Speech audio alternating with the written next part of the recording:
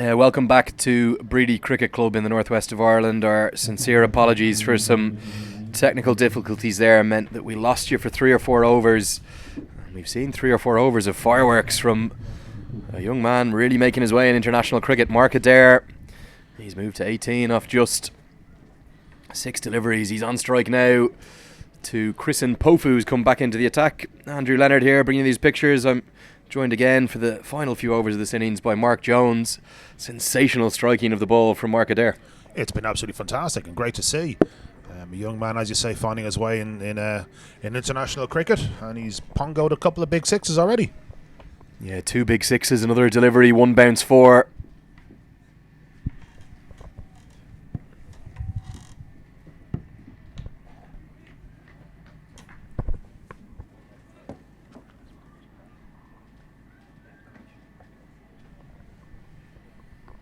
And I'll bid adieu to Mark Jones, and happy to be joined by the Northwest Warriors head coach for the first time today, McGregor. Ian, sensational stuff here from Mark Adair. Yeah, it's pretty much what we were hoping for him when we sat around the table and talking about selection. He's the sort of X factor that you're looking at coming in at this stage of an innings to try and just finish strong. Yeah, 2 sixes and a boundary 4 so far in his innings. So a beautiful Yorker length delivery from Chrisen Pofu. Very round arm that, a slight variation from him. He does tend to bowl quite round arm, but that one was significantly more so.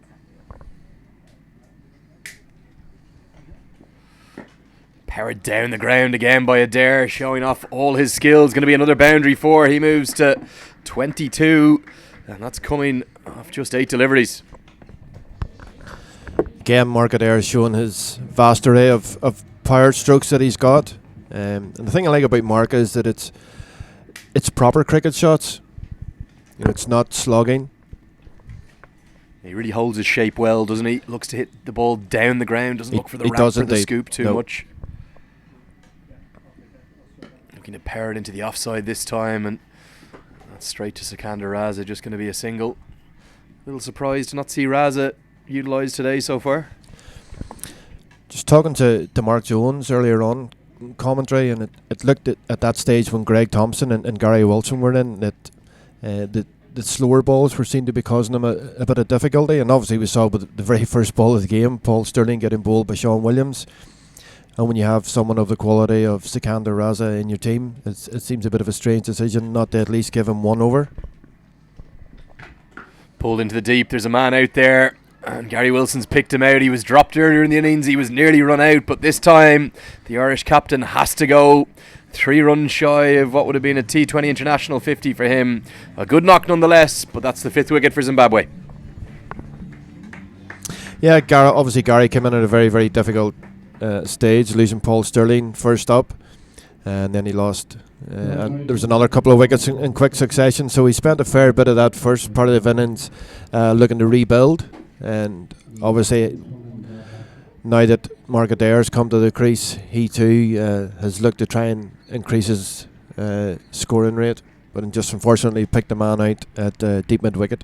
Yeah, it was really straight down the throat of the man at Cow Corner, and Gary Wilson has to go for 47 at exactly a run of ball. So 47 off 47 deliveries for the Irish T20I captain, who's been escalated up the order. And perhaps slightly strange to not see Shane Getgate come out to the crease. We're going to see George Dockrell at number 7. In fact, we are going to see Getgate at the crease, so we are going to see what we expected. The power hitting will continue from Ireland. Shane Getgate in at number 7. Mark Adair is going to be on strike though. Just 3 overs remain in the innings. Yeah, I think during commentary, Mark Jones and myself talked about a total that Ireland would be looking for, and I mentioned 150. But obviously, this little cameo from Mark Adair, I've no doubt now the coach will be looking to reassess and probably looking to increase that total, probably up to more towards 165, maybe even 170. Kyle Jarvis back into the attack now from the pavilion end. And Adair is continuing to show off all his skills. That one flies right onto the roof of the pavilion. New balls, please. The call from umpire Rowley Black. Again, the quality of the strike, as you can see just on replay here, gives himself a bit of room on the leg side, and quite rightly, as you said earlier, Lenny, held his shape beautifully, and that's a fantastic shot straight over the top of the clubhouse. Even with all the pyrotechnics we saw from Paul Sterling and indeed Craig Irvine and Shaun Williams of Zimbabwe in the second T20I at this very venue, I think that's the biggest of the lot. It's gone over the roof of the pavilion here at the Bready Cricket Club, much to the delight of the home crowd, and new balls being called for. Indeed. Mark Adair's one of those players that does have that ability to change a game very, very quickly. And it'll be interesting to see now how his NCU colleague at the opposite end, Shane Gatgate, if he can do just the same. Short ball pulled into the deep. It's going to be back-to-back sixes. Jarvis is dispatched into the grandstand. It can't be held by anyone in the crowd. 6-6 to start the over from Mark Adair. What an innings this is. Mark showing that he's equally adept at the short ball as he is at the fuller ball. Yeah, what a strike on the pull shot from Adair. There was a man out at Cow Corner, but he could only watch it sail over his head. Huge pressure on Kyle Jarvis. And Hamilton Masakadze just going to come over to him and maybe just take a minute, not get that third delivery in. Yeah, that's pretty smart captaincy there from Masakadze. Two experienced international players. Obviously just looking to take a bit of time out of the game. Refocus, have a think about just exactly where and how they're going to bowl the Mark Adair. Yeah, Mark Adair over the course of 12 balls has completely changed the context of not just this innings but also the match and maybe the series. 35 off 12. Ireland now could be staring at something like 170. Hammered down towards us. There's a man there and dropped by Solomon Mire right in front of our commentary position. They're going to come back for two. It was driven flat and hard towards long off. It was a difficult chance. He puffs out his cheeks. He feels like he should have held that. Yeah, no, we've been really critical of some of the Zimbabwe fielding, but you can see that was a really difficult chance. Mark Adair hit that very, very hard, flat, and not the easiest for a fielder who's having to move forward towards the ball. Mire nearly caught that on the second attempt. He actually got his hands underneath it, held on for a second, but it was the momentum of his body hitting the turf that ended up making it spill out. And he grasped at it the second chance, but couldn't cling on. Powered down the ground, but this time straight to mid-on. That's Shaun Williams. Just going to be a single. You're one of the national selectors, Ian. You must be so pleased to see Mark Adair's impact on the international stage. Yeah, it's very, very exciting to see Mark produce what we all know that he's capable of. Of course, Warwickshire spotted that talent quite a number of years ago whenever they signed him. He did play a fair bit of white ball T20 cricket for them. Unfortunately, injury took its toll, and the rest, they say, is history. But he's certainly one of the new faces that we're really, really delighted that's come in and performed really well. Shane Gatgate will get off the mark off his first delivery. I suppose you saw those sixes powered down the ground, even the two that he was dropped off. He's from Hollywood, County Down, almost hitting the ball like another man, a slightly more famous man from Hollywood in the shape of Rory McIlroy, teeing off like a golfer. Well, they do say that the way that the guys practice T20 hitting now, it's pretty much just like a golf swing. So, with any luck, the other golfer from County Down will be hitting it just as far next week at Royal Portrush. Short ball powered into the deep. There is a man out at deep square leg and he's going to take the catch. It's a very good catch. So Adair's cameo will have to end. 38 coming off just 15 balls. He was tempted by the bouncer, tried to fetch it from outside the off stump. All he could do was top edge it, and he has to go. That was a beautiful catch down at deep fine leg. Ryan Burl, I think it was, moving very, very quickly to his right, taking a wonderful diving catch. Yeah, what a knock though, 38 from just 15 deliveries. It was indeed Ryan Burl who took a very good catch. So that drop from Solomon Mire didn't cost Zimbabwe too much. And the new man to the crease for Ireland, down at number 8, is going to be Gareth Delaney coming in. Surprised to see him coming in so low, given that he often opens the batting for the Leinster Lightning.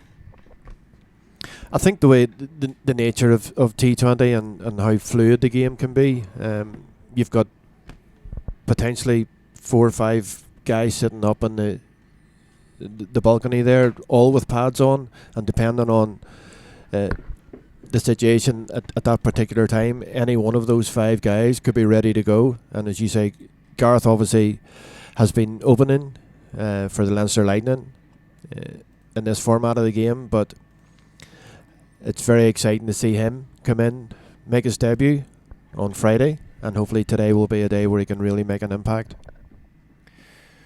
And he's going to score his first international runs with a boundary. Nicely placed. He opened the face, beat the man at 45 and the backward point. What a way to get your international career underway with the bat. Yes, we saw 2 overs of leg spin from him on Friday, and obviously that wonderful innings by Paul Stirling didn't allow anybody else to really to get an opportunity. However, as you can see there, first ball to come in, guide it nicely between a fine third man and backward point, and gets his scoring off the mark. He's a tall, arched backlift, reminiscent of someone like Graham Gooch perhaps, but he hits the ball in uncomfortable areas. You saw that 50 that he got against Middlesex in the summer smash for the Leinster Lightning. A talented striker of the ball himself. Yeah, and obviously it's head coach of the Northwest Warriors. We've faced him a number of times when he's been in the Leinster Lightning colours, so we're very, very aware of the talent that Gareth has. And again, he is, you mentioned it there about players hitting the ball in funny areas. He's another one to add to the ever-growing list that we now have, that perhaps in the last year, 18 months, we maybe didn't have that type of player.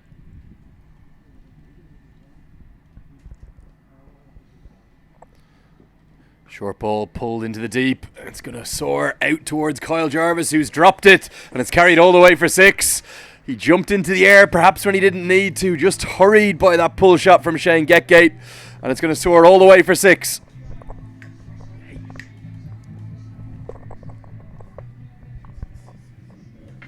Yes, I think Kyle Jarvis actually lost his bearings a wee bit there just when he was out on the boundary, and as you say, jumped when perhaps he probably didn't need to.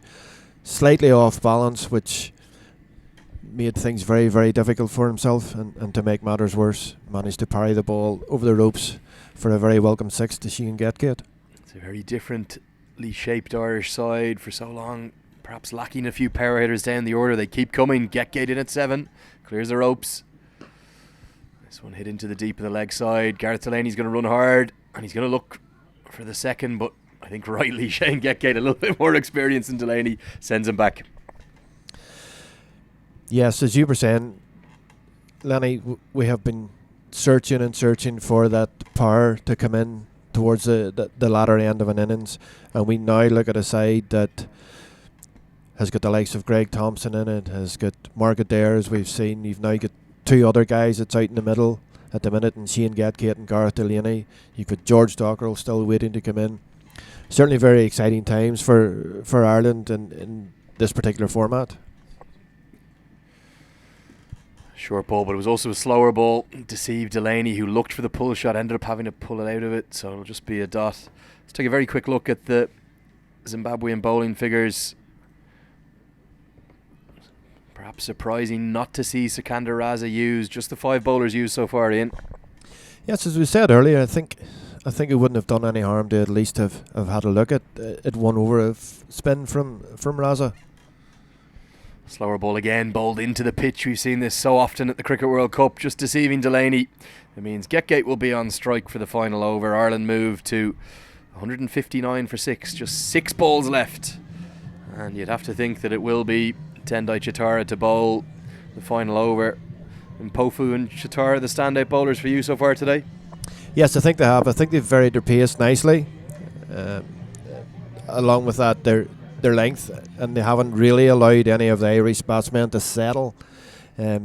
Obviously, shorter at Bready, straight, and which it probably lends itself to both of those bowlers, as you say, hitting the pitch, taking the pace off, and bowling actually into the pitch.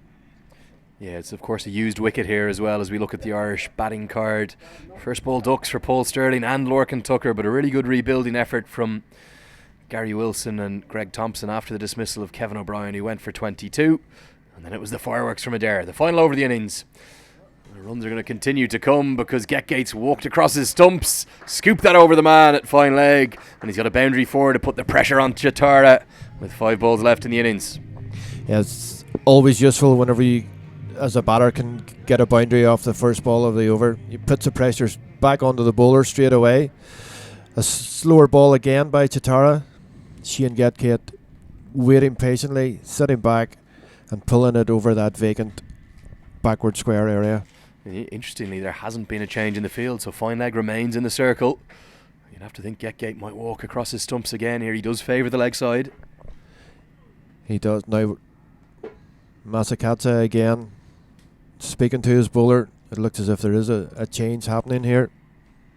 Yeah, so the deep cover fielder is going to come up into the circle and fine leg will go back. It'll also be a changed fielder at fine leg. Solomon Mire is going to go back onto the rope, so I wonder will Getgate look to come outside his leg stump, exploit the fact that there's only one man in the deep on the offside. That's long off. Really good Yorker, huge appeal given. That was absolutely plumb, right in the block hole from Chatara. Beautifully bowled, and Getgate's cameo, that has ended for 12. Yeah, we can see it on replay here. Shane Getgate actually going across, hit on the back foot.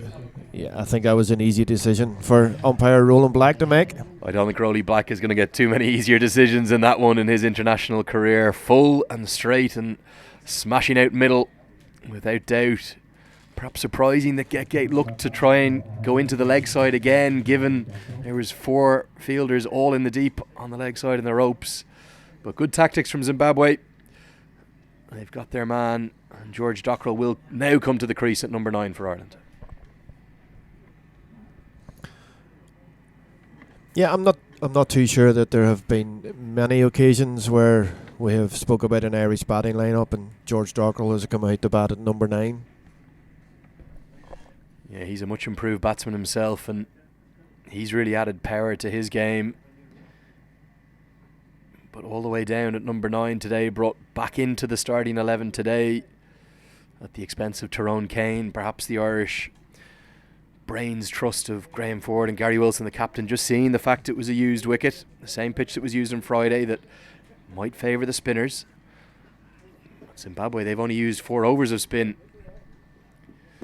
They're relying upon the experienced Tendai Chatara to get them out of the game here. Just a single for Dockrell. It's going to bring his Leinster club and provincial teammate from Leinster CC and the Leinster Lightning, Gareth Delaney, back onto strike.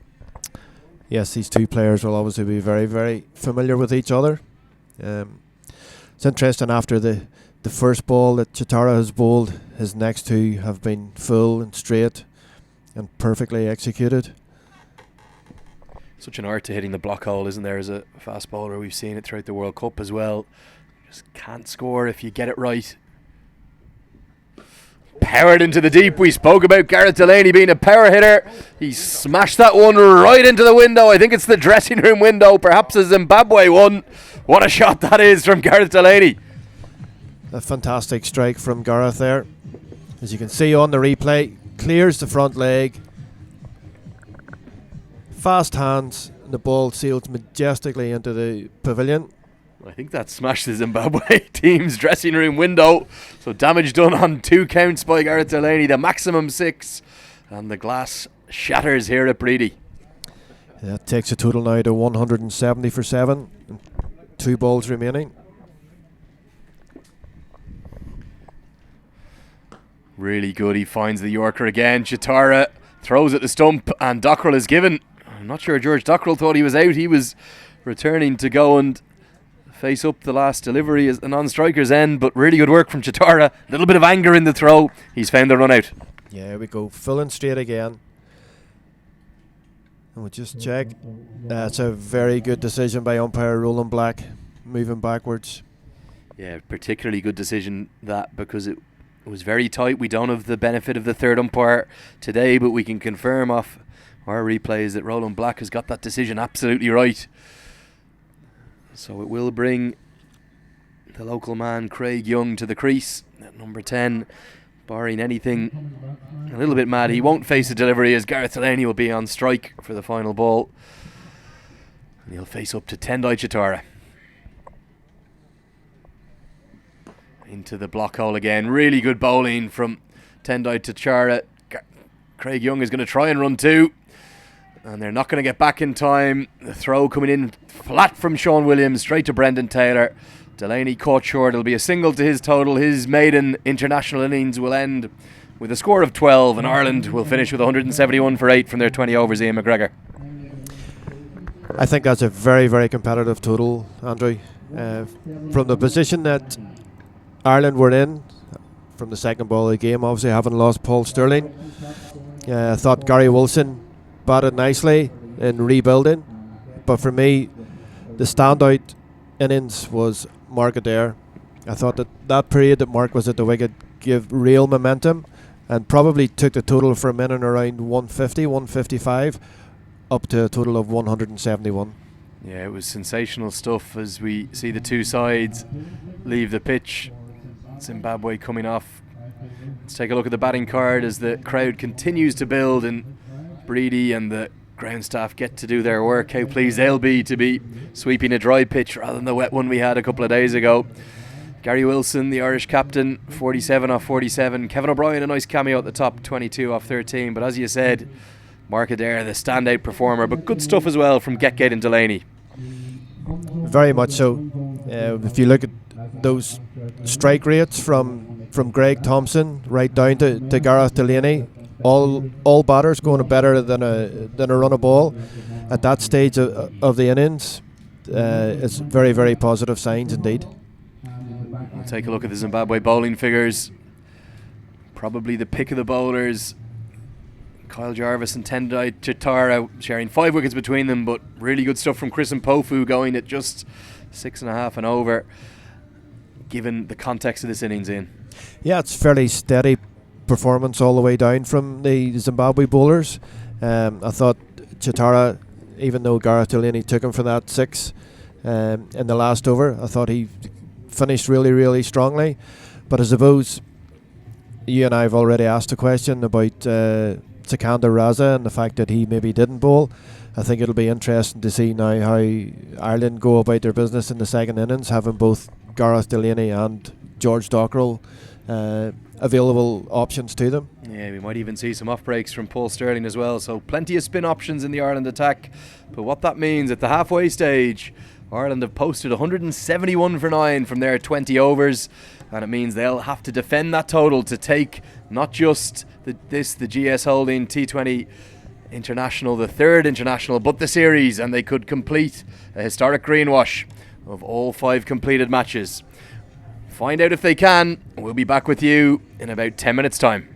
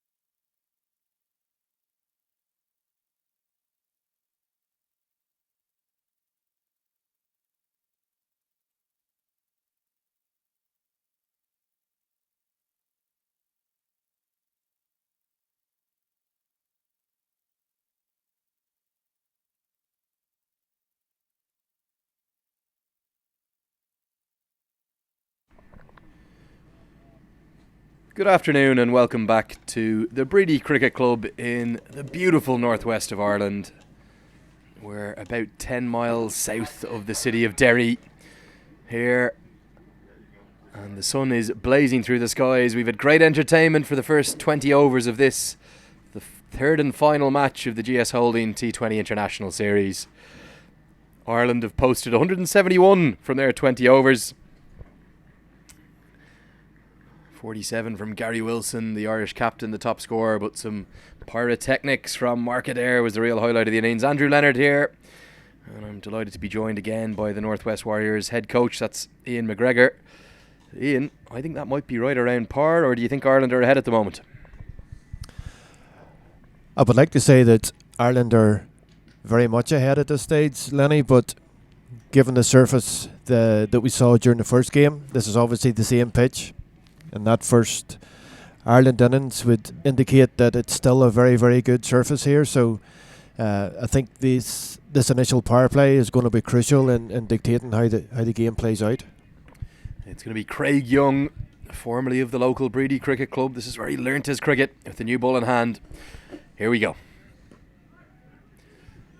It's Brendan Taylor and Hamilton Masakadza opening up the batting for Zimbabwe. And to say they've been short of runs on this tour would be an understatement, Ian. Yeah, you feel as for Zimbabwe to have a real chance to get something out of this tour. Either one or both of Taylor and Masakadza has got to come good at some stage. They've both really struggled, particularly the skipper Masakadza. But in the T20s, this is a new role for Brendan Taylor. He's come up to the top of the innings. We saw him down at number 4 in the ODI series, but Craig Young already showing he's back to something like his best, bowling at a good clip. He is, as you said, Bready is where Craig has played for quite a number of years. He has made the change to the Northern Cricket Union to North Down Cricket Club this year, and while still obviously he's available for the Northwest Warriors, I think there's a definite spring in his step. Falling straight and an extraordinary shot from Brendan Taylor. He hits himself off his feet by trying to dig out the Yorker. Ended up almost crawling his way up the stumps for a single, and a single will be all he'll get, as you can see. That looked like a bit of self-preservation there, because if he hadn't got some bat on it, that looked to be going straight towards the inside of Brendan Taylor's right foot. Yeah, really pleasing start from Craig Young, who, as you said, has moved over to play his cricket now with North Down Cricket Club in the Northern Cricket Union, but still very much a proud Northwest Warrior. Very much so. Still an integral part of our Northwest Warriors bowling unit, along with his Irish colleague Boyd Rankin, who unfortunately is unable to play today, still carrying that niggle. Half an appeal for Masakadza, who continues to struggle, and look at Mark Adair sprinting across from extra cover all the way to mid-wicket, and he's outpaced Lorcan Tucker and Shane Getgate. Those two boys need to hang their heads in shame. And no doubt Mark Adair will be reminding the guys of that in the changing rooms after the game.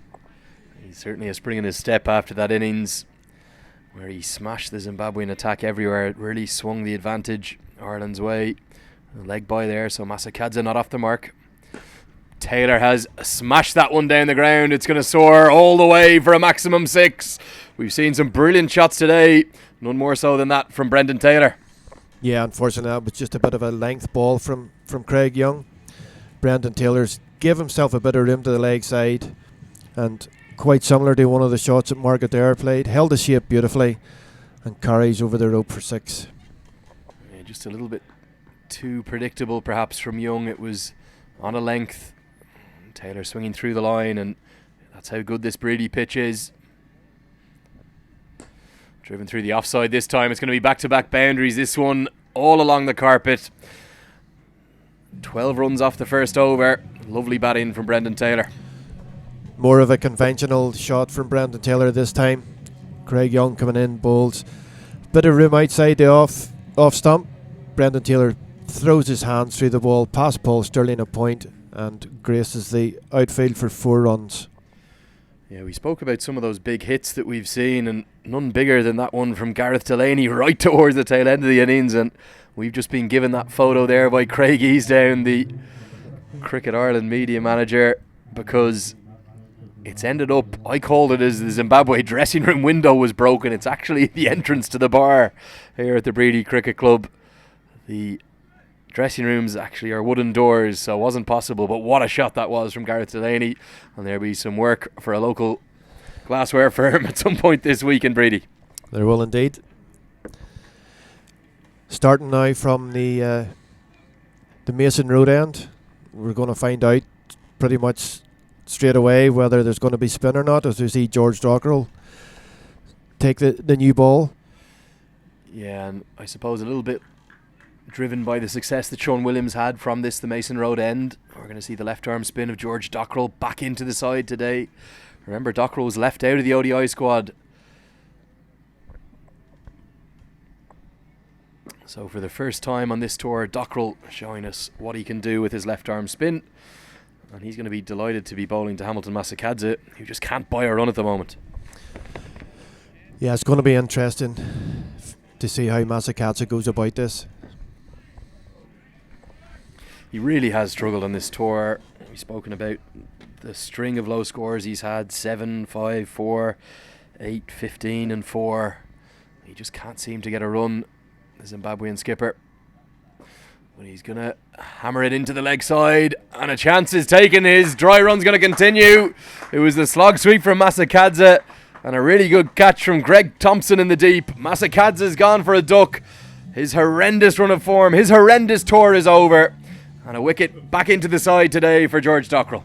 Yeah, the perfect start for George Dockrell, perfect start for Ireland. As you say, Masakadze, I would say, will be probably more than happy to be welcomed back to the safety of the dressing room. Mistimed the slog sweep. Greg Thompson took a bit of time, steadied himself, and took a very, very good catch at deep square. It's going to bring one of the 4 men of the entire tour, Craig Irvine, to the crease, a man who's played a lot of cricket up in the Northern Cricket Union in Ireland as an overseas professional. And much in all, as Masakadze has been in terrible form, Craig Irvine has been in sensational form for Zimbabwe. He's been in fantastic form. Along with Shaun Williams, I think they've been the 2 leading lights in this Zimbabwe batting lineup. And I think we mentioned earlier that if Zimbabwe stood any chance of winning this game, either Taylor or Masakadze was going to have to stand up, so that obviously puts a bit more pressure now on Brendan Taylor. And Brendan Taylor's going to respond to that pressure with a quite glorious shot, inside out over extra cover. It's just going to be 2 runs to the total, won't quite have the pace in it, but again he held his shape nicely, and as you see with any batsman who's trying to come back into form, you have to try to not overhit the ball. He did that beautifully there. He did indeed. You see, just stayed leg side of it, didn't try and overhit it, just lofted the ball over Shane Getgate's head at cover and jogged back for 2.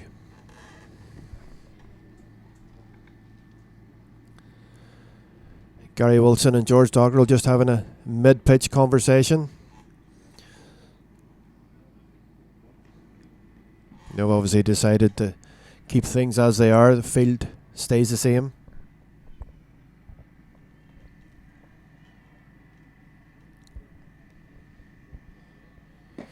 And the same shot again, slightly fuller in length this time from Dockrell. Not a huge amount of spin yet, and this one will go for 4. Another beautiful shot, but too full from Dockrell.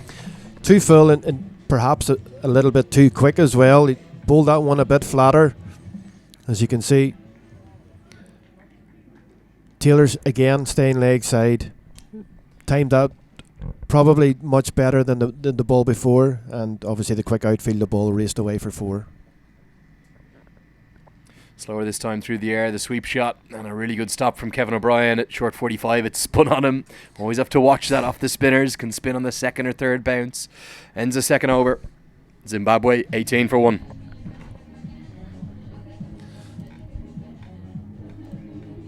Yeah, decent start from George Dockrell. Just the 6 runs and that important wicket of Hamilton Masakadze. Who else do you think we'll see utilised with the ball today for Ireland? Craig Young will have Josh Little's left arm seam. Maybe Shane Getgate. Yeah, I think there are lots of options for Gary Wilson to have a look at. Obviously, Mark Adair on the back of his 4 wickets in the game on Friday. Probably be looking to get him into the attack fairly early. And it will indeed be Mark Adair that'll come on straight away. So just a 1-over spell for Craig Young, the man who's been referred to as a bit of a golden arm early in his international career, into the attack. And he's done it yet again. He has this uncanny knack for Ireland of continuing to pick up wickets, throw him the ball, get a wicket. It's an easy game for Mark Adair. And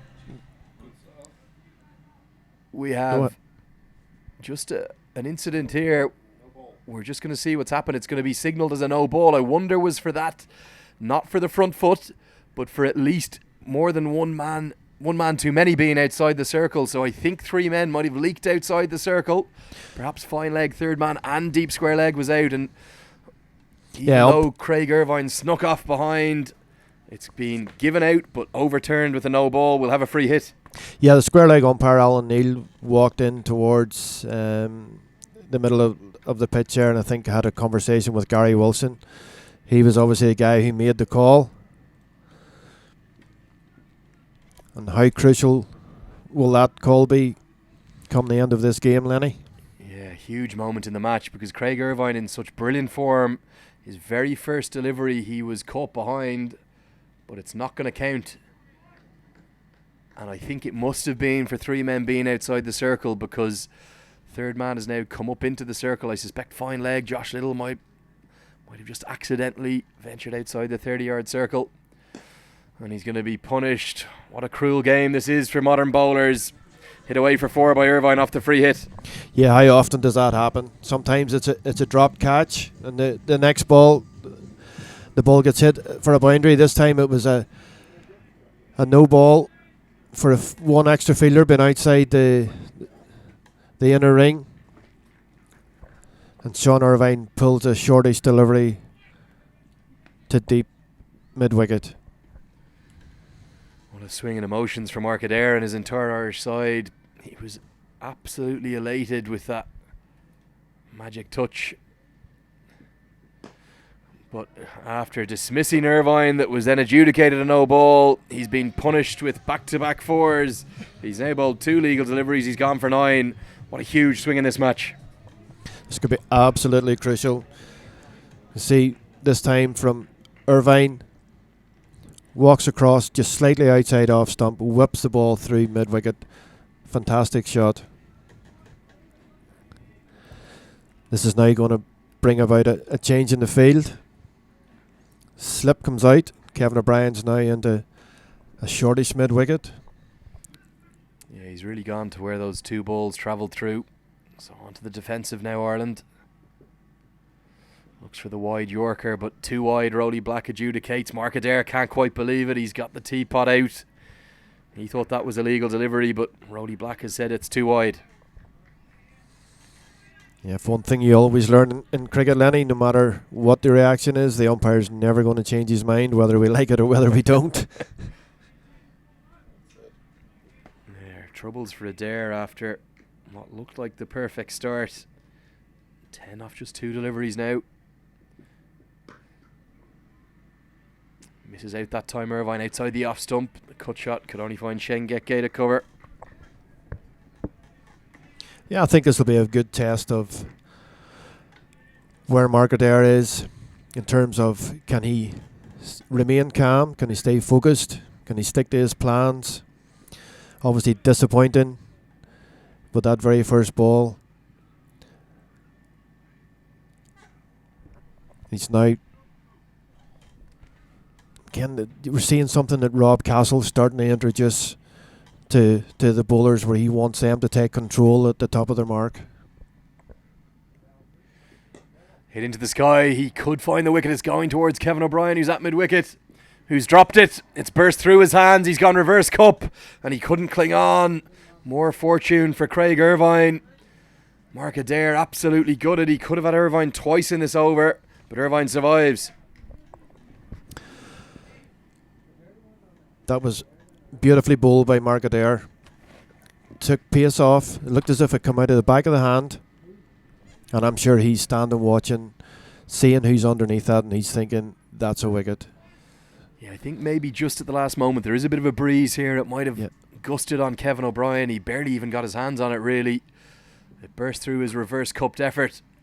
And another misfield this time by Greg Thompson. Can only get half a stop on it. It's all happening in these first 3 overs, Ian. It's hard to keep up with everything that's going on. But just to go back to that last over, 2 balls of the over there from Mark Adair. He brought Josh Little up inside the ring. He pushed Craig Young back to long on, obviously knowing that he was going to pitch it up, take a bit of pace off. Plan came together. Unfortunately, just the drop catch just let it down. That ends one of the more remarkable overs of international cricket you'll ever see. A wicket off the no ball to start that was only signalled quite a few seconds after the delivery, and the celebrations from Ireland gave Craig Irvine a first life. He then dispatched back-to-back boundaries before a very tight wide call was followed up by the rarest of things, a drop catch from Kevin O'Brien. He's known around the Irish squad as having the bucket hands. You don't see that too often. No, definitely not. I just see him rehearsing the catch in front of us here. As you say, he went reverse cup. Perhaps maybe that the normal standard way of catching might have been a better option. Yeah, Craig Young's going to have a change of ends. This time he'll come back into the attack from the Mason Road end. So Gary Wilson, as we saw in the second T20 International, not scared of shuffling his pack of bowlers. He's got plenty of options today.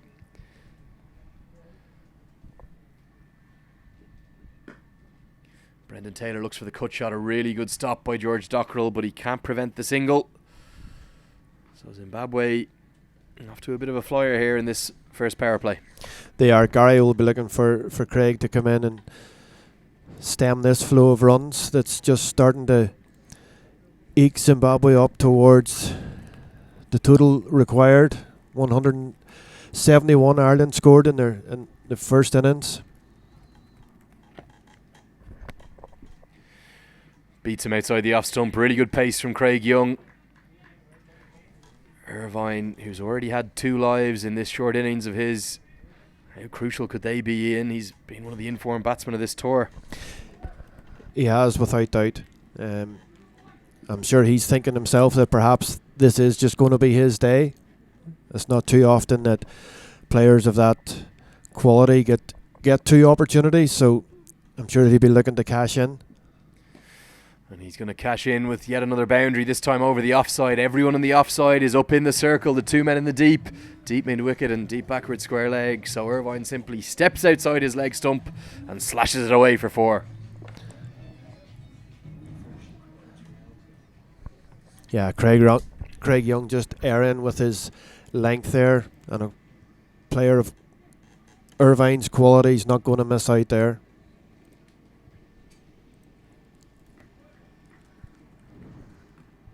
Pressure back on the bowler again, so let's see how Craig responds.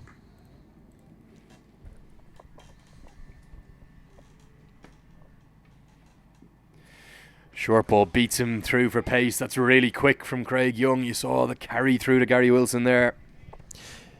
Yeah, Gary's just not that far away from the 30-yard circle. We heard the smack as it hit his gloves, taking it just in front of his face. Can Craig back it up now? Short ball again, beats him. I think that was a slower short delivery, bowled into the pitch, as we've seen so often in the World Cup. Will be signalled as one of the 2 short balls for the over. Clever bowling from Young. It is, and I think it's a better line from Craig. He's not giving Irvine that width outside off stump. His 2 men out are obviously at deep backward square and at fine leg, so when he bowls that line that's tighter to Irvine, I think it gives him a better option. Fuller this time into the pads of Irvine, who can't quite seem to get his innings underway despite those 3 boundaries. Doesn't look in the same touch he's been in. Zimbabwe, 35 for 1 after 4. That was a good finish to that over from Craig Young. And as you say, Irvine's had a couple of chances. Doesn't look to be just at his flowing best just as yet. But that notwithstanding, a player of his quality will not take too long to get into his stride. And while Brendan Taylor is still at the other end, the Zimbabwe batting lineup is still very much a threat. Plenty of batting to come for Zimbabwe.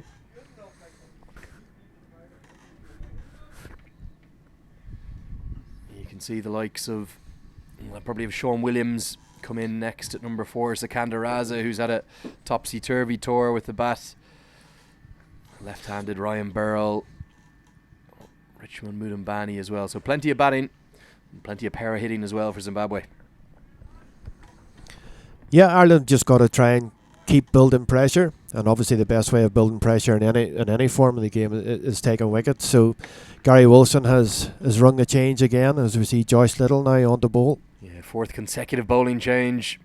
And this is going to be Josh Little, who is pounded into the deep by Brendan Taylor. It's going to soar all the way on the breeze down towards the water for 6. Oh, that's a poor start by Josh.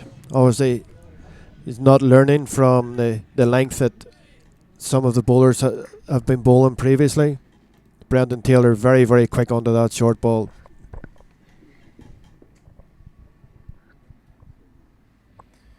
Short pull again and hammered over the offside. There's a man out there, a 3rd man. It would have been an absolutely spectacular catch from Craig Young. A really good effort from him. He can't get a hand on it, and it's going to run away for 4 runs. Yeah, I think that's one of those ones that if you get a wicket from a ball like that, as a bowler you can feel yourself very, very lucky, and as a batter really unlucky. That was a fantastic effort by Craig Young at 3rd man. It really was. He had to make a huge amount of ground around to his right. He was quick over the turf, but he couldn't quite get a hand on it. It's better from Little, back on a length, too short the first 2 deliveries. Yeah, I think any time that the Irish bowlers have erred, it has been on that line. They've given width to both Craig Irvine and to Brendan Taylor, and being the 2 quality batsmen that they are, they've punished the bowlers. So the pressure's definitely on Josh to try and finish this over strongly.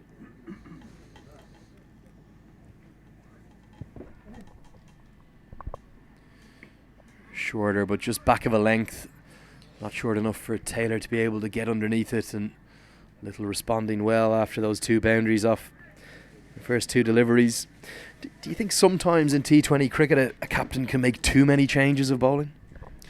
Yeah, there is the theory, obviously, that from a fielding side you don't like to see a batter settle against one bowler in particular, and hence why we see all these changes, especially within the power play. But sometimes even from a bowling perspective, it can also be quite unsettling. Going to be another chance, but this one can't go to hand either. Lorcan Tucker with the dive around to his right. It's going to be another boundary. This time it looks to me like it's come off the gloves of Brendan Taylor as much as anything else. I think it come onto him a bit quicker than expected. Josh just seemed to follow him slightly towards leg side, just evading the despairing dive of Lorcan Tucker at short fine leg. And we saw Lorcan Tucker take a really good catch at mid-off in the second T20I at this very venue. That would have been an absolute specky from the Pembroke man, but just looped over his head. 2 half chances in the over, but 14 runs to the total of Taylor and Zimbabwe.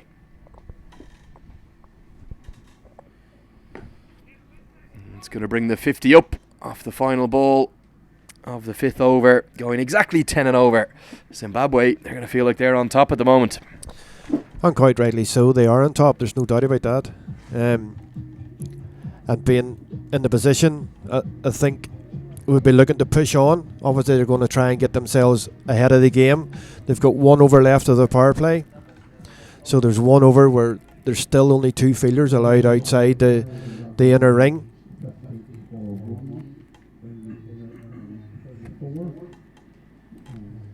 And again, just when we were talking about bowling changes, yet again another change made by Gary Wilson, and we see Mark Adair now coming on from the Mason Road end. Yeah, 5 overs gone, and we've seen 5 consecutive bowling changes. This time we'll go back to the right arm seam of Mark Adair, who will change ends after the misfortune of having had Irvine caught behind off a no ball. And the runs are going to continue to flow for Brendan Taylor. He's hitting his way back into form. A boundary to start the final over the power play. Beautiful shot from Brendan Taylor, just finding the gap nicely between short third man and backward point. Again, bowlers erring just slightly too short.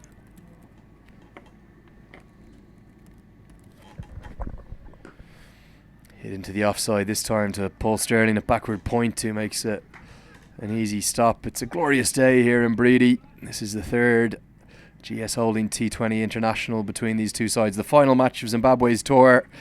And Ireland, they do stand on the verge of a greenwash, but they have it all to do here. They need to find some wickets. They have indeed. And again, I suppose from a selection point of view, it's nice to see the team put under this pressure. Only half a stop from George Dockrell, a bit of a fumble at cover, so it means Taylor will get through for the single. And how pleasing for Zimbabwe to see arguably one of their best batsmen in their history coming back to form. 39 off 19 now. Well, they've obviously, we've spoken about it before, they've had a really tough European tour. Obviously they were in Holland before they came to Ireland, and if things go according to plan, I believe that they're due to go to Bangladesh possibly for a tri-series after this. 2 full from Adair, and for a man of Craig Irvine's talent, that's meat and drink to him. Driven through extra cover despite a despairing dive from Kevin O'Brien. That's another boundary 4. The runs continue to flow. That's a beautiful shot. That's one for the purists, even though we're in T20 format, which at times can get a bit bish bash bosh. That was a beautiful cover drive from Craig Irvine.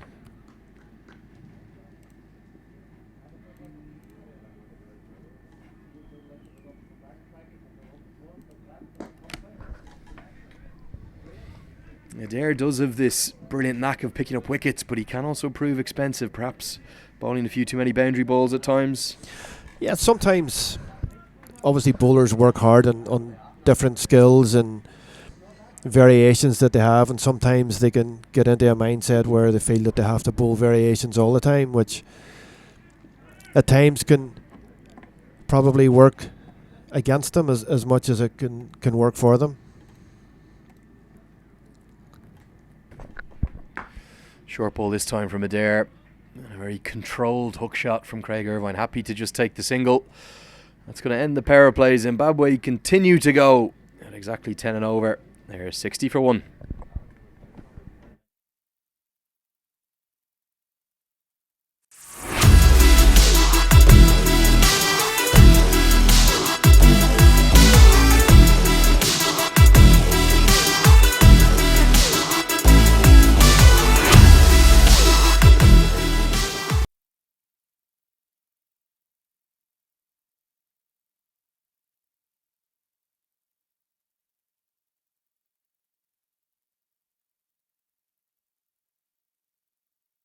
So at the end of the power play, we'll have the end of Ian McGregor's stint for the moment, and I'll welcome back Mark Jones to join me, Andrew Leonard, here in the commentary box, and we're going to see a 6th consecutive change of bowling because Shane Getgate will come into the attack.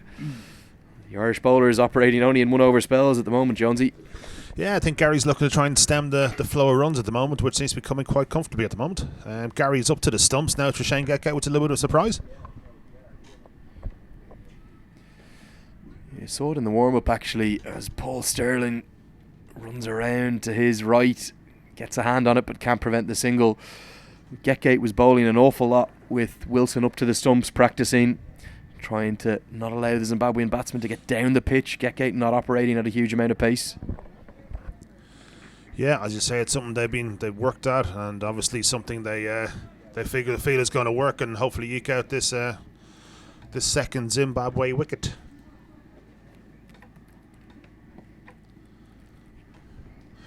But Zimbabwe very much in the ascendancy, and in fairness, it is nice to see Brennan Taylor finally get some runs on this tour. He's batted really superbly today. Big appeal, and you've just given him the absolute commentator's curse. He's gone for 39 off 20 deliveries. Mark Jones just talking up how nice it was to see him get some runs, and he's got to depart straight to the pavilion. That's an absolute shocker from me. Well, we just see it here on the replay. It was full, it was straight, and Taylor's played absolutely all round that. The having the keeper up to the stumps trick has obviously worked. It's kept Brennan Taylor in his box, and missing it straight when that's ripping through middle stump Lenny. And the commentator's curse has come to Ireland's rescue again. Absolutely, Taylor has to go. A very easy decision for Rowley Black, but a very good one. It hit him on the back pad, right in front of middle stump, and Shane Getgate's happy knack of continuing to take wickets in his Irish career. Very much resembled Martin Guptill's dismissal this morning, if you saw that, and in the other cricket match that's on today, Andrew. Right on the back leg, right in front of middle stump, but this time Brennan Taylor didn't have the facility to waste a review on it.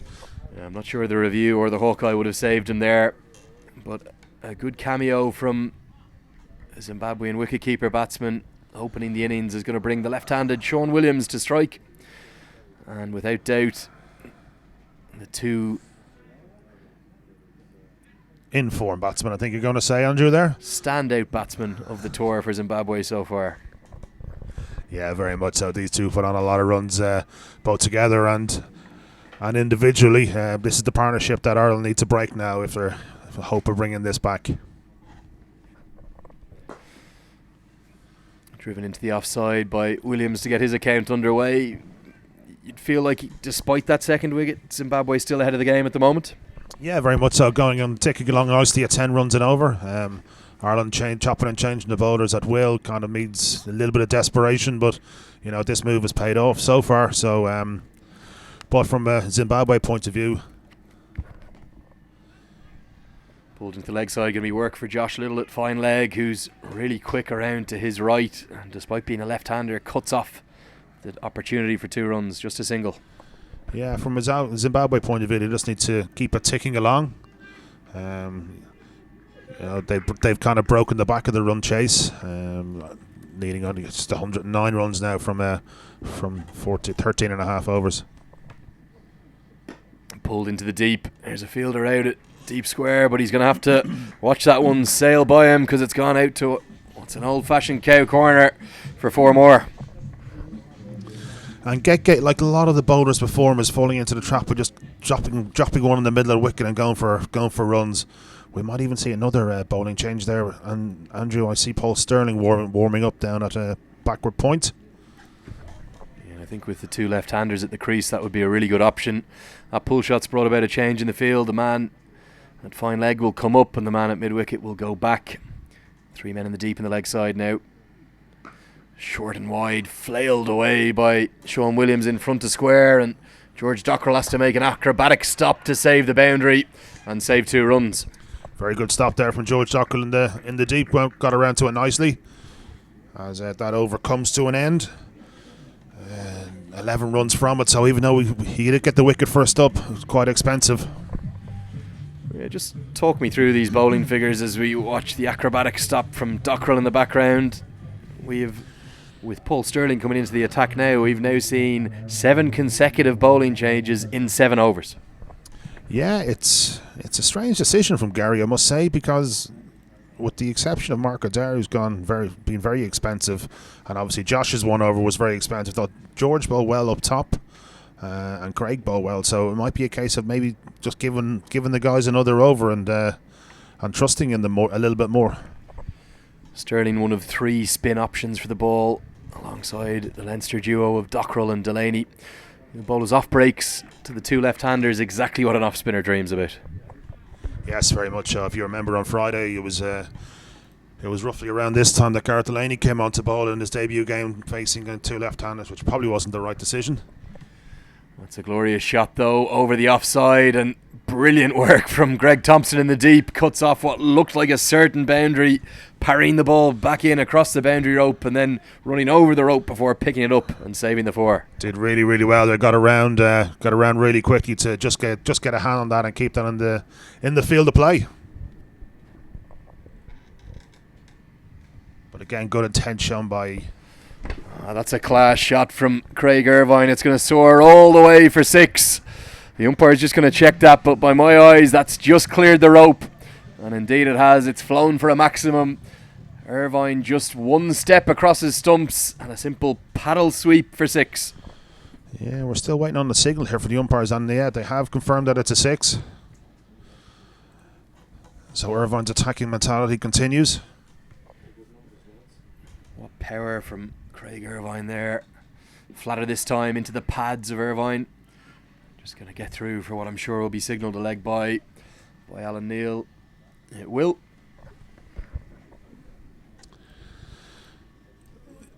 Yeah, and I think it's crucial from an Ireland perspective now that we kind of get a little bit more consistent with our line and our length. We bowled very much not only too paced, but on both sides of the wicket and too short at times as well. So Paul Stirling is under enormous pressure now to get out of this over. 8 runs coming from the first 4 deliveries. Reverse sweep this time from Williams. What a shot that is. He's spoken about how he's the best player of spin in this Zimbabwe setup. Glorious from him. Harsh treatment of Stirling to start with. Very nice shot, as we just see here on the replay.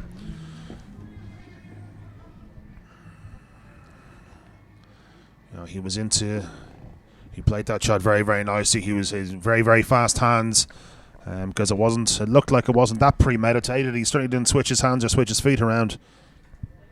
He didn't switch his feet, but a powerful reverse sweep for 4 from Williams. Slower this time through the air. Brave from Stirling. He'll get out of his over with a dot, but 12 runs coming from that. Zimbabwe 82 for 2 after 8. And realistically, Ireland needs something to get back into this game. They do. They need to stem the flow of runs. As Zimbabwe continue to tick along at 10 runs and over, it looks like it's going to be Shane Gekek to continue, actually, which is a surprise from Gary Wilson. I think this is the first of this innings. Yeah, this is the first time that we'll have a bowler continue not in a 1 over spell.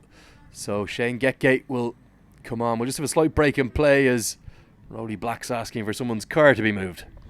Yeah, there must be a shine off the window, or maybe the lights are still on. We can't really quite see it from our commentary position here.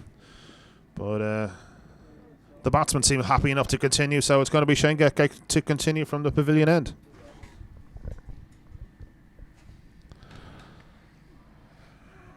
Swing and a miss. Outside the off stump, nicely bowled by Shane Gekek. You can see at the bottom of your screen, 90 required off 11.5 overs, so about 7.5 and over. A good line in length and beats Williams outside the off stump. Yeah, nicely bowled. Good start to this over from Shane Gekek. Pulled away, and there's no man at Cow Corner, so it's going to be another boundary 4. And you have to wonder why he's bowling that length with the man in the circle at mid-wicket. Yeah, I've just been saying it in the previous over. We really got to bowl continuously in one area of the wicket. We've been short too many times, and this time it's Shaun Williams who's punished us, but every batsman has punished us when we've gone short.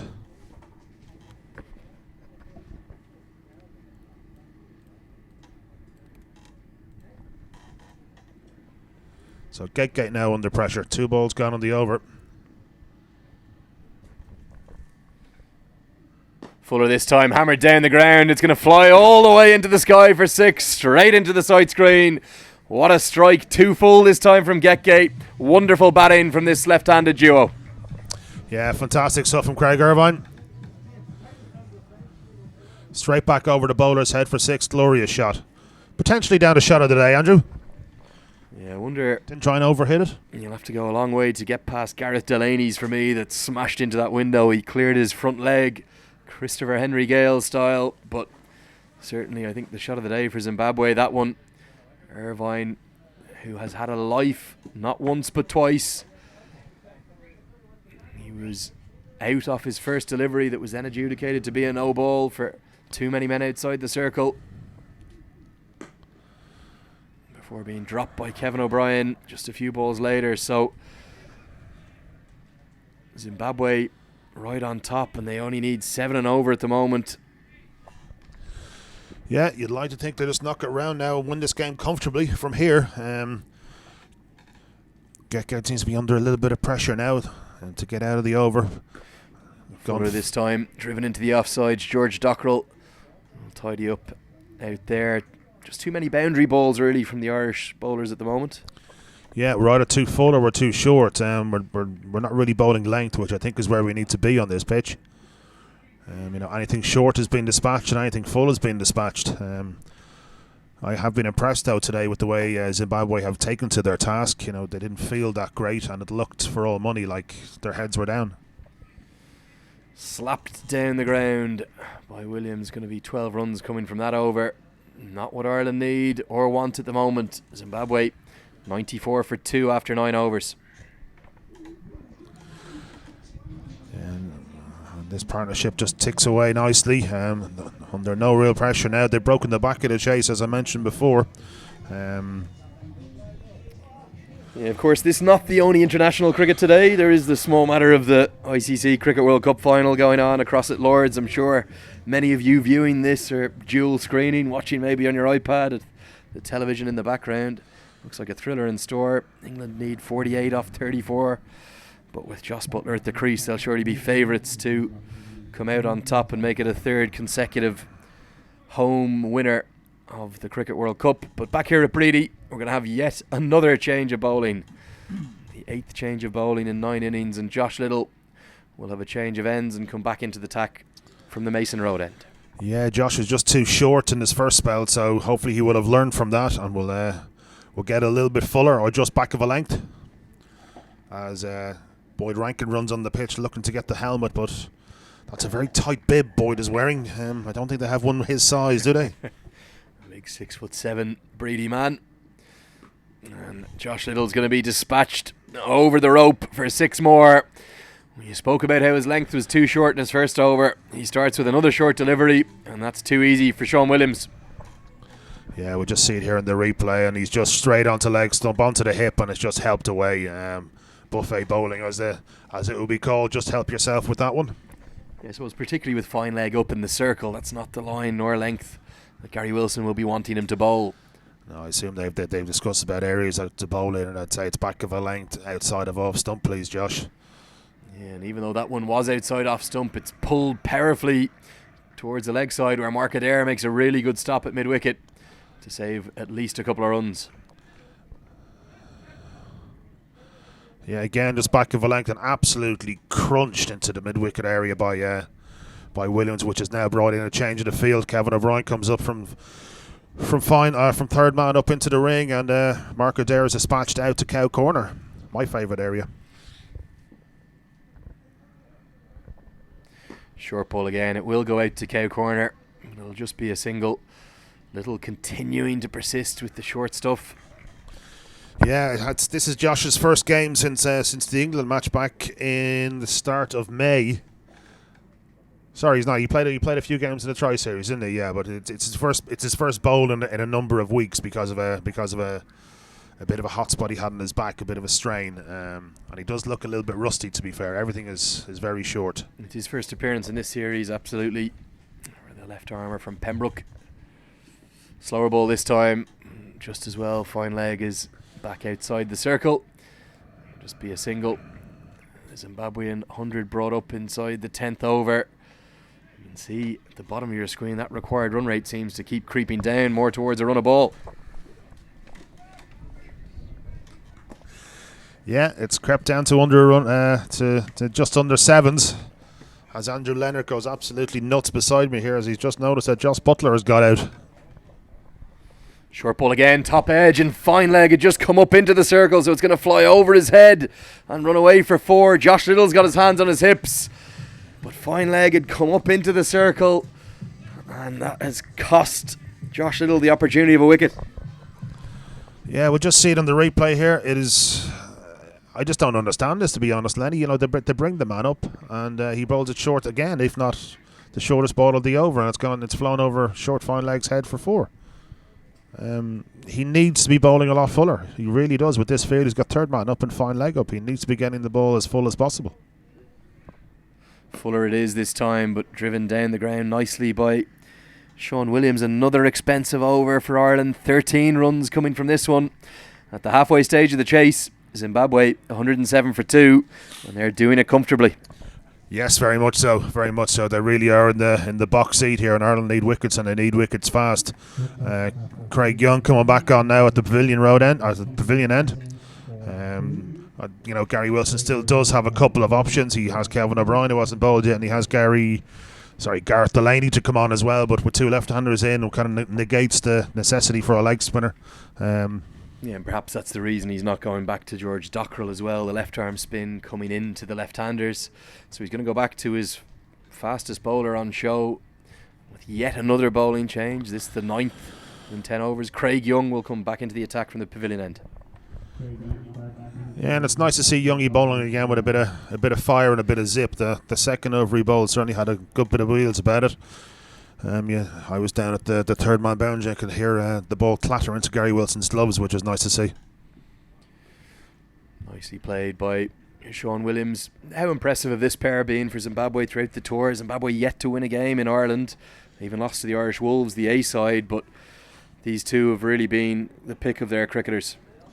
Yeah, and only for them, you know, results could have been a lot worse. Yes, they have lost all the games so far. They're in the ascendancy in this one. It looked like they should win it from here.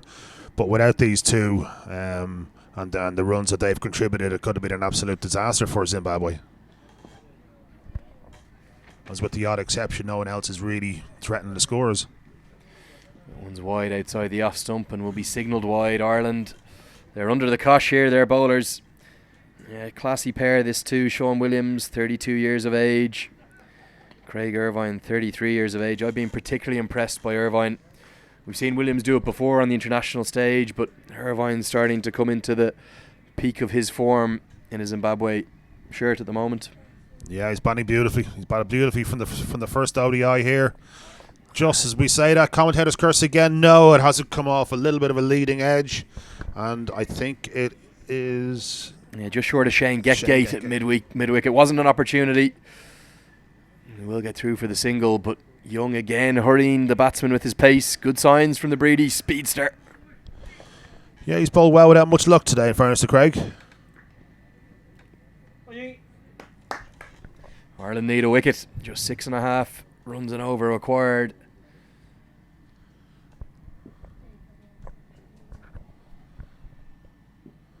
Short ball pulled powerfully, miles in front of square. 1 bounce for. Outstanding batting from Shaun Williams. Zimbabwe, they're after this total in a hurry. Very much so. And again, another short ball is absolutely crunched away to the fence. What's going on, Andrew? We're bowling far too short and we're getting absolutely punished for it.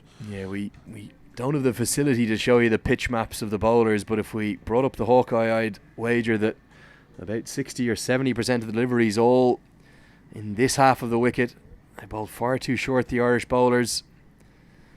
And anything short is just being capitalised on, whether it was Brendan Taylor at the start of the innings or now Shaun Williams and Craig Irvine. Zimbabwe flying.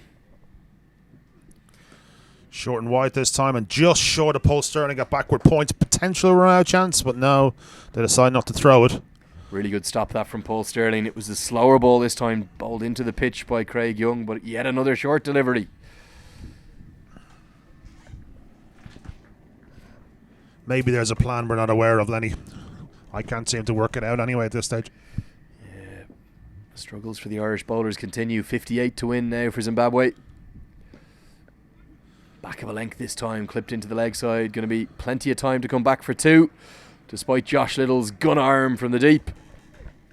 Where do Ireland go from here? Well, I think they're going to have to try the spin option again, whether it be Paul Sterling to get the ball going away from the bat, but I don't think he really turned many, so maybe it is a case of just giving the leg spinner a go, or revert back to George Dockrell from the start of it. because George's first over was reasonable. Obviously, he picked up the wicket of Hamilton Matsukasa.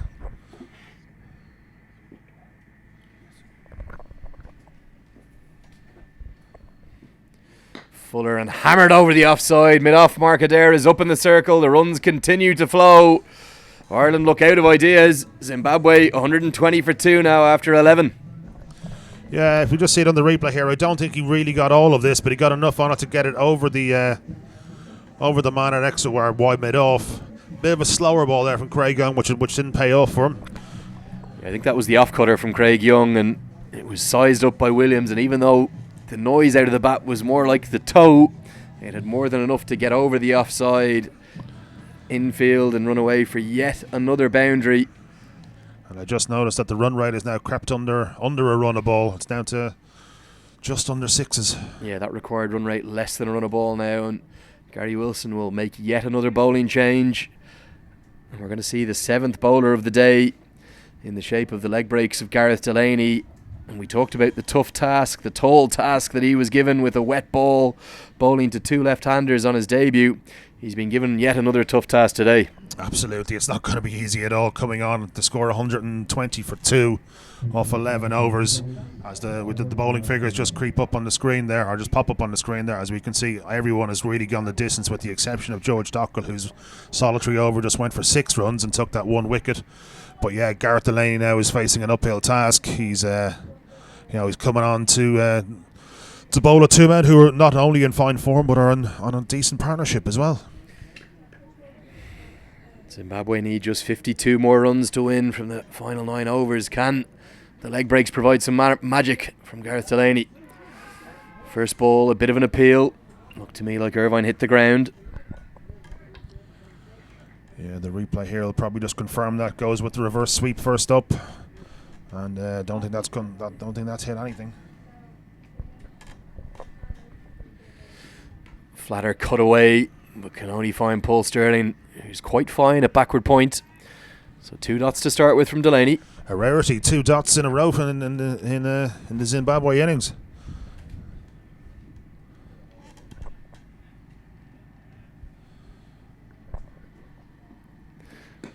Hit into the leg side, just going to be a single. Is there a potential that both of these captains have misread the conditions a bit? It's a used pitch. Should we have seen more spin utilised by both Zimbabwe and Ireland? Maybe so. We only saw the 1 spinner in the Zimbabwe innings, which was Shaun Williams. And this is only the 2nd over a spin in the Irish innings, even though all the seamers have got pongoed. I'm surprised that... Sorry, I forgot Paul Sterling bowled an over. Big appeal. Given not out by umpire Rowley Black, Gary Wilson was convinced Gareth Delaney thought he had made an international wicket. But the result is going to be that Shaun Williams will put the bails back on himself. Big appeal. Did Williams get back in time? Oh, it's going to be very close, and I'd imagine that would have to go upstairs. You can't really see it here on the replay. His foot did slide back and forth.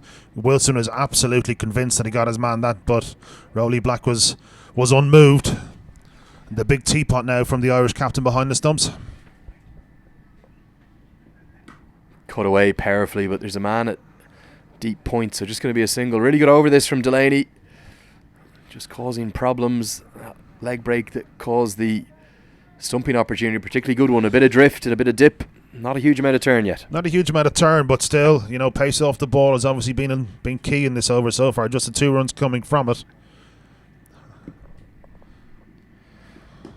Powered into the offside. It's going to soar over Josh Little's head. Just for a moment he thought he was in the game, but the power that Irvine possesses means it soars all the way for 6. Yeah, took a gamble, took a risk to go straight over long off, and it paid off this time. Beautifully played though from Craig Irvine. Yeah, so with Zimbabwe 128 for 2 after 12 overs, I'll bid you farewell. I'll leave you in the capable hands of Mark Jones, who'll be joined by Ian McGregor to see this game out. Yeah, thank you, Lenny.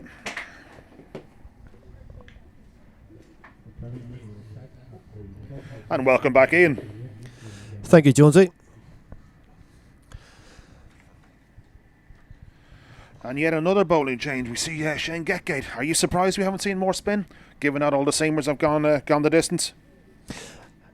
Yeah, I am to a certain degree. Although I can fully understand maybe why Gareth Delaney has been left to this late stage with two left-handers at the crease. I heard yourself and Lenny discuss Friday's game where he had the unenviable task of bowling with a wet ball against these two quality left-hand batsmen. So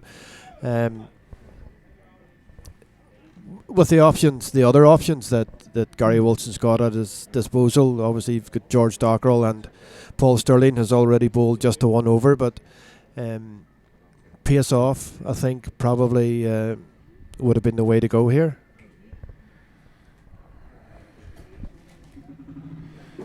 And even the man who's just looking for a drink in front of the commentary box here, Kevin O'Brien, with his military medium pace and his cutters, might have been an option as well, just on the used wicket. Yeah, I think at this stage of the game, it's obviously crucial that we try and get this partnership broken. So sometimes the captain will just go on a gut instinct, take a punt on somebody, and hope that that they actually achieve that.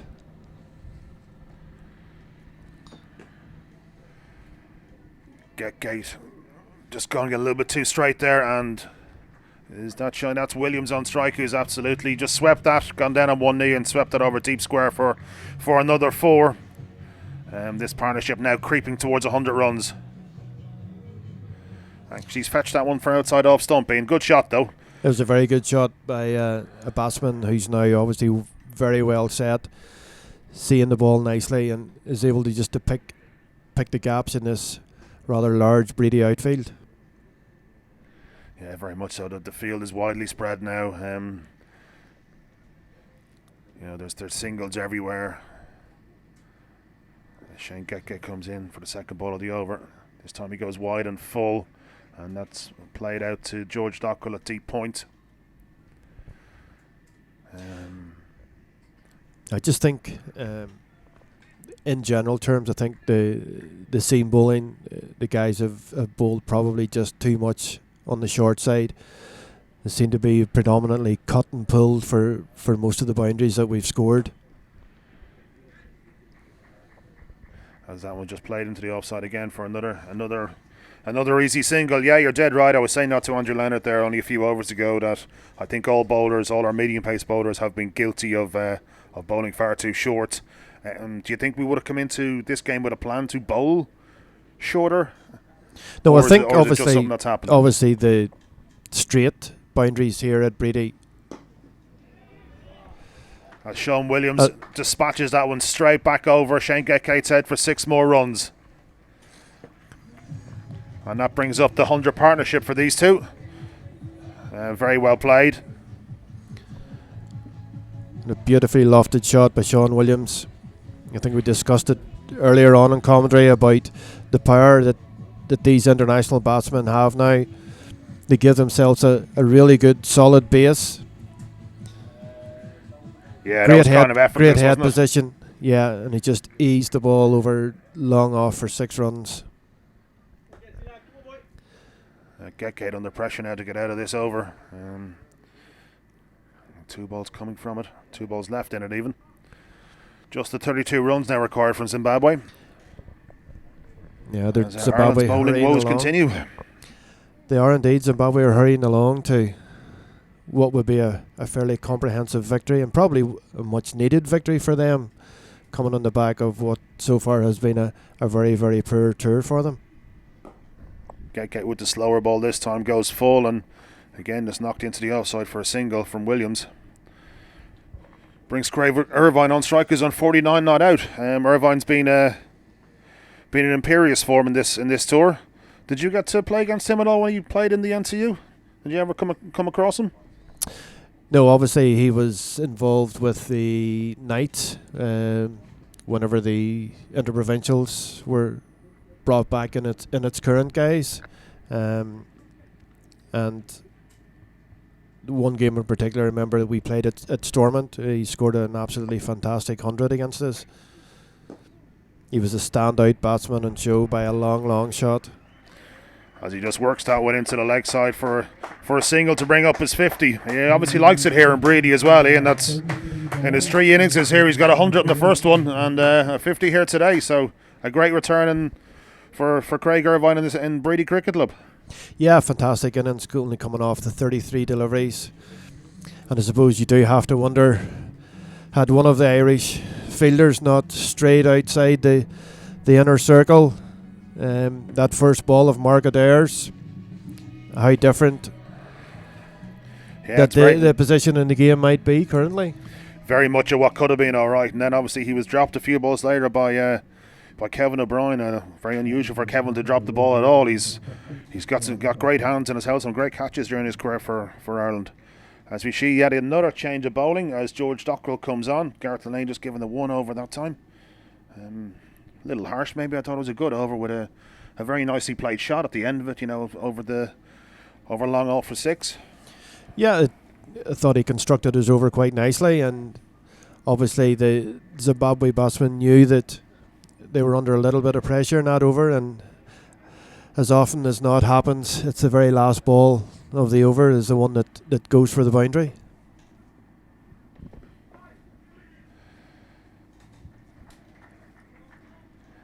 As Williams goes through just there for the single there, bringing him on to 49. No, he's on 51 now. No, 49, sorry. But this partnership really has taken the game away from Ireland. Just the 29 runs required now. Quicker this time from Dockrell and played into it's down to the long on, and very well fielded there from Lorcan Tucker to prevent the 2. Quick in off the line. I thought the Irish fielding, with the exception of Kevin's drop today, has been excellent. Yeah, I think that's definitely been a constant in both the ODI series, and it's carried on to this one as well. The fielding has been very, very impressive from the Irish side.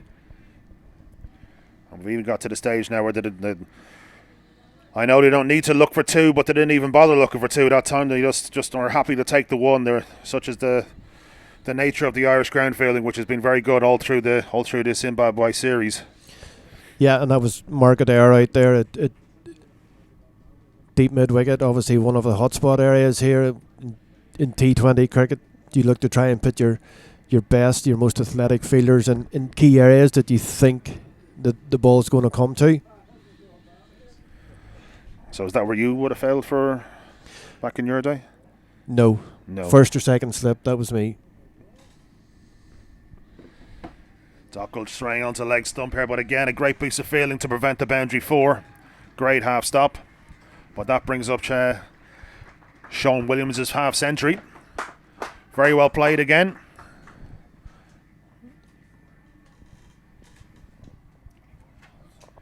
And that 50 runs coming off 24 balls for Shaun Williams. Very well played, and like he's done all tour.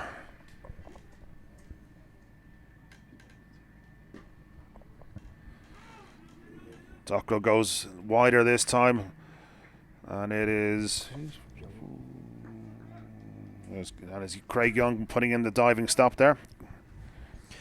Yeah, it's great commitment still being shown. We saw Shane Gatcade earlier in the over make a diving stop, and Craig Young there in the probably unfamiliar position of cover.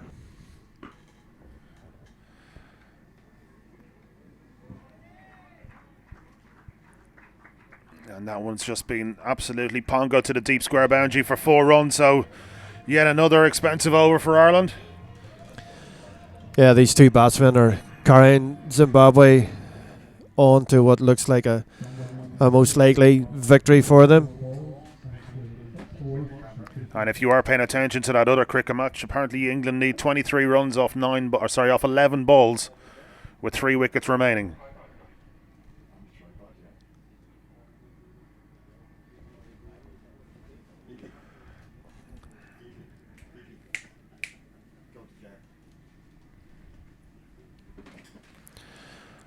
Yet another change of bowling sees Mark Adair come into the attack. Yeah, Gary Olsen's obviously decided to try and keep everybody on their toes today, and I think we're starting to lose count of the number of bowling changes that he has made.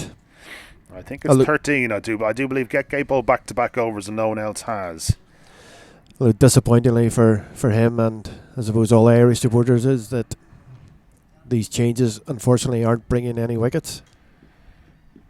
Correct, very much so. And just come through here for one leg by, just straight, a little bit straight there. Mark Adair's come round the wicket to the two left-handers.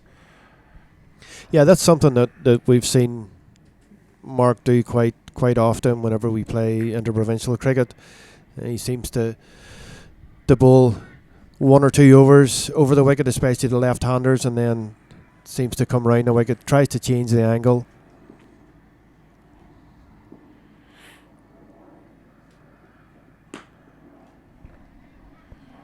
Williams just plays that one down to long off for a jog through one. Bringing the Zimbabwe needing just the 18 runs now for victory.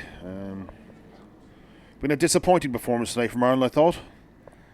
170 was probably not enough runs in the conditions. Obviously the loss of Paul Sterling, first ball, and Andrew Balbirnie not playing today affected the Irish batting. 170 looked to be a competitive total, but just not enough, I don't think.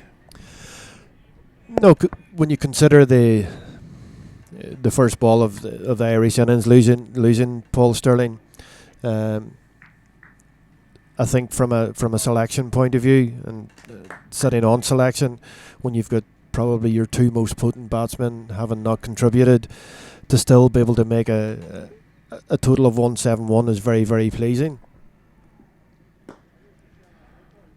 Fuller this time for Mark Adair, and it's just played into mid-wicket for one.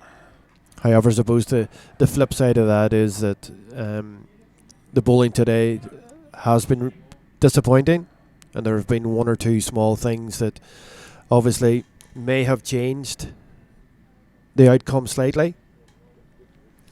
I assume you're referring to that one over when the